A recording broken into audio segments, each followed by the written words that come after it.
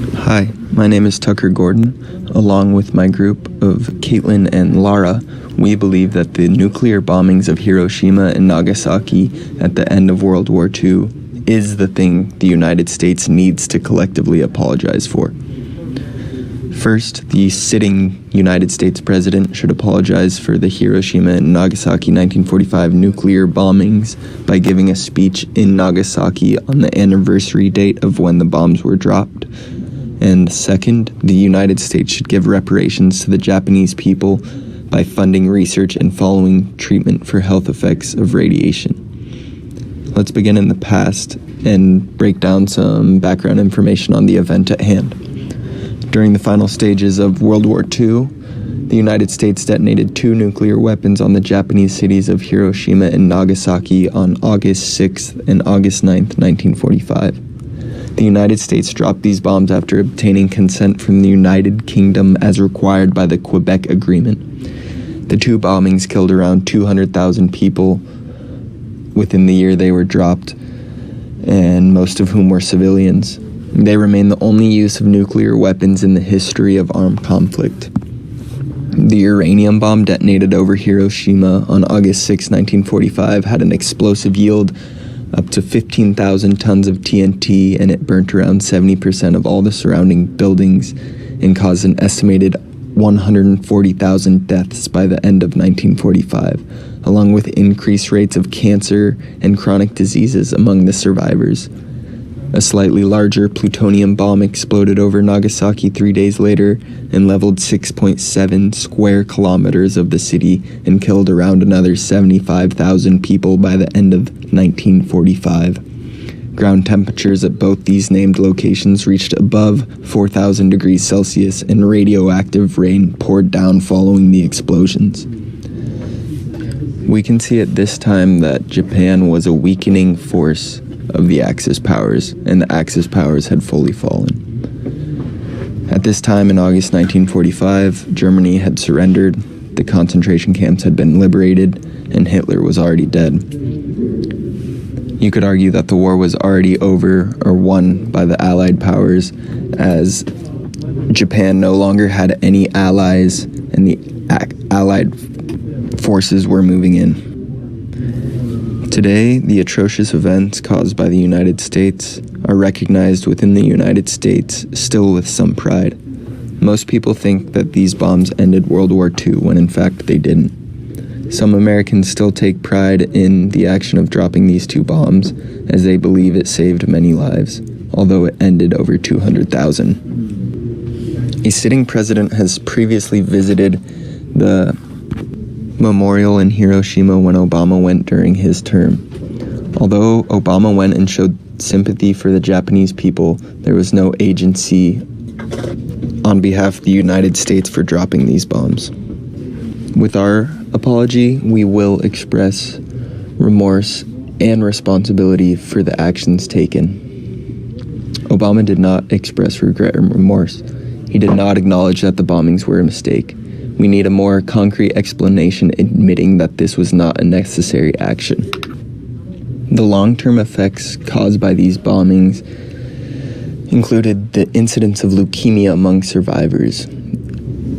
Leukemia rates increased noticeably 5 to 6 years after the bombing, and about a decade later, survivors began suffering from thyroid, breast, lung, and other cancers at a higher than normal rate.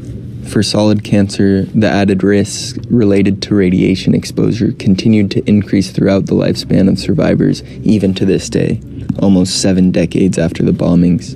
Women exposed to the bombings while they were pregnant experienced higher rates of miscarriage and deaths among their infants.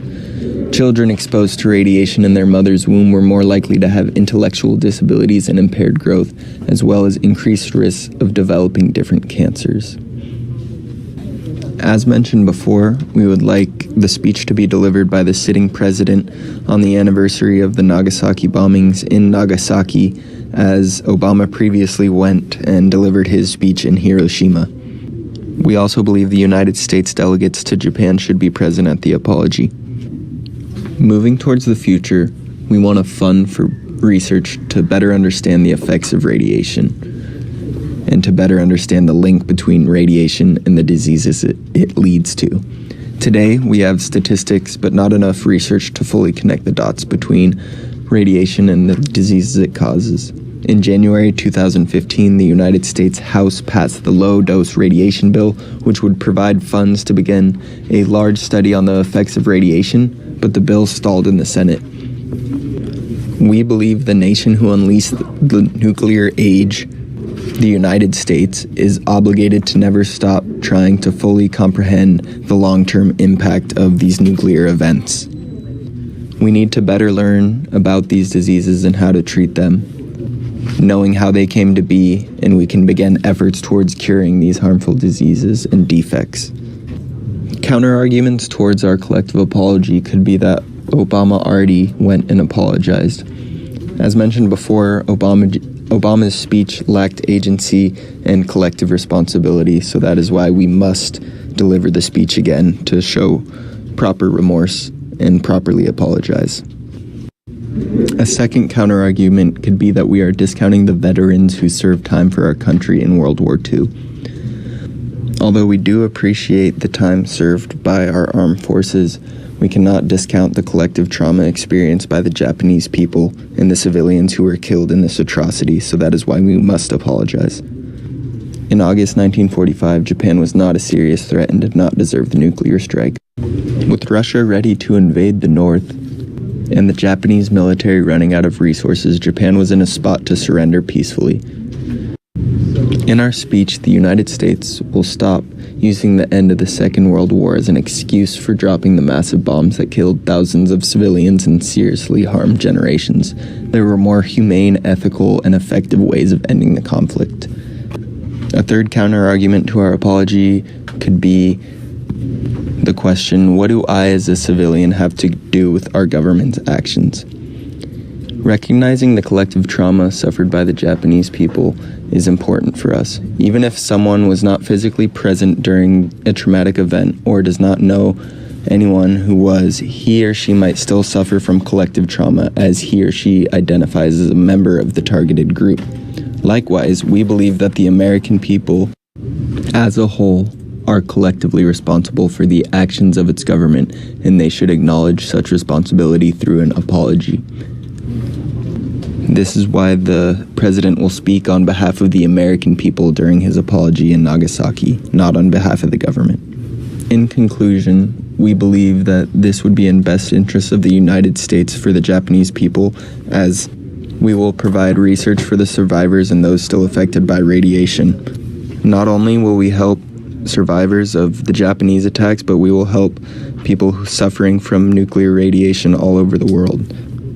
We think it's important that America, the country who released the nuclear age, is responsible for understanding the detrimental effects of radiation. We must apologize for our horrific actions, as we have caused much collective trauma to the Japanese people, and we must take collective responsibility to try to make amends. They were our actions, so it's our responsibility. Our reparations are research on radiation because we believe there is a lack of research on the effects of radiation. Research would lead to the development of better treatments for survivors. It would lead to more effective treatment solutions to target survivors still suffering with the drastic effects of the bombings. Research on radiation would serve humanity as a whole, not only Hiroshima and Nagasaki survivors. The United States has a moral responsibility to build knowledge on the effects of radiations. We know that our apology will never be enough to fully make amends with Japan, but we really wish there was a way of changing the past, although there isn't. Once again, we the American people are responsible for the events that happened in 1945 and are terribly sorry for the civilian human lives we took and all the pain and suffering we caused the families survivors.